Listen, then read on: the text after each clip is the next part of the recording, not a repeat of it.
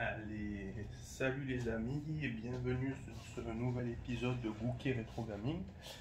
Pour cet épisode, je vais vous tester le légendaire Garou Mark of the Wolf pour vous montrer la qualité de conversion sur la Neo Geo X. Allez, c'est parti. Donc Garou Mark of the Wolf qui est sorti en 99. Donc on va dire à l'apogée, du jeu en 2D. Donc ce qui en fait le jeu de combat 2D le plus mythique en termes d'animation, avec également le Street Fighter 3 First Strike. Voilà. Donc là, une histoire un peu décalée des autres Fatal Fury, qui se passe dans un autre environnement. On retrouve quand même Terry Bogard plus vieux, ainsi que je crois que vous verrez je crois qu'il prend sous son aile le fils de G. Howard, qui s'appelle Terry. Voilà. C'est vraiment voilà. Il s'appelle Rock Howard.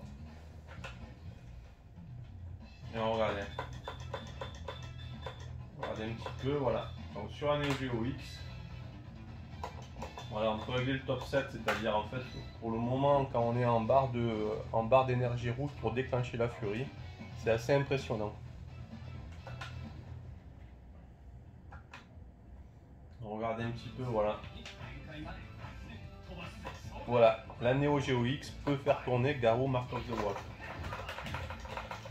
Voilà, pour ceux qui avaient des doutes, regardez un petit peu.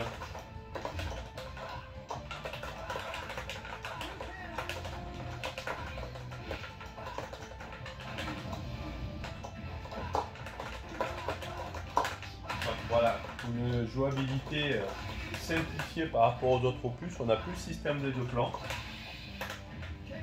mais vraiment les coups sortent bien. C'est un jeu qui est génial à jouer avec une bonne son complètement folle, quoi. Là, on voit que la Neo Geo donne tout ce qu'elle a. Donc c'est quand même assez impressionnant de voir tourner un jeu comme ça sur une console qui est sortie en 90-92. Ils sont vraiment poussés très loin la machine. Normalement après on va avoir le stage de Terry Bogard pour voir si on a le. Je crois qu'on aura en troisième.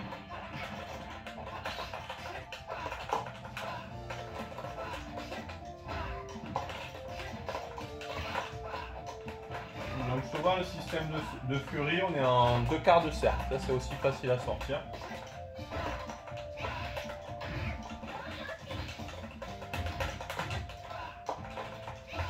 Donc aujourd'hui un jeu qui a explosé en termes de cote. Aujourd'hui pour avoir l'original, je crois qu'il faut débourser plus de 1000 € en version japonaise. Donc c'est quand même assez. Ça commence à faire des sacrées sommes. Voilà. Il a toujours été pas donné le Garou, mais là. On paye 600 balles, ok, mais 1000 €, ou plus de 1000 €, ça dépend de ce qu'on veut faire, c'est toujours pareil. Après, elle se dit, est-ce que les jeux vont continuer à monter en cote, ou là c'est plus de l'investissement, ou vraiment pour un gros collectionneur qui a des gros moyens.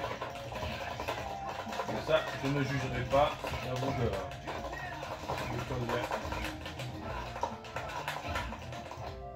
On va la latter, on va essayer de sortir une furie. Bon, lui, je ne connais pas trop, on va essayer de noter un petit peu l'effet 3D de la cloche derrière, c'est plutôt vraiment très sympa. Là, on voit un petit peu le boss aussi. Regardez, voilà le décor dans la. Voilà, et aussi pour vous dire que dans le stage de Terry, on n'a pas le bug sur le pont. On a vraiment l'affichage en 60. Le pont est bien fluide. Voilà, ça, c'est un peu le défaut souvent du Mark of the Wolf émulé. Et bien là, il tourne parfaitement. Voilà, ben écoutez, c'était une petite vidéo. J'espère qu'elle vous a plu. Je vous dis à très bientôt sur ma chaîne.